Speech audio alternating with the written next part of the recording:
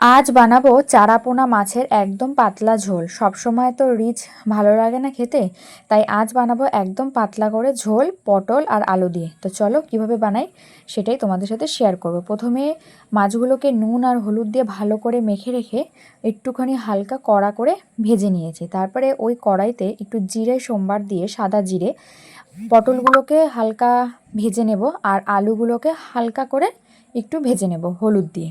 নেওয়ার পরে ওই কড়াইতেই তোমার দিয়ে দেবো ঘরের নর্মাল যে মশলাগুলো থাকে, জিরের গুঁড়ো, হলুদের গুঁড়ো, লঙ্কার গুঁড়ো আর কাশ্মীরি লঙ্কার গুঁড়ো দিয়ে এবার একটু ভালো করে কষিয়ে নেব। কষিয়ে নেওয়ার পরে ওই যে ভেজে সবজিগুলো রেখে দিয়েছিলাম ওইগুলো এবার এর মধ্যে দিয়ে আরও 2 থেকে 3 মিনিট একটু ভালো করে কষিয়ে নেব। তারপরে আমি দিয়ে দেবো জল, তারপরে দিলাম নুন, দিয়ে একটু ঢাকনা দিয়ে ফুটে আসলে এরপর দিয়ে দেবো আমি মাছগুলো দিয়ে আরও আমি 5 থেকে 10 মিনিট একটু ফুটিয়ে নেব।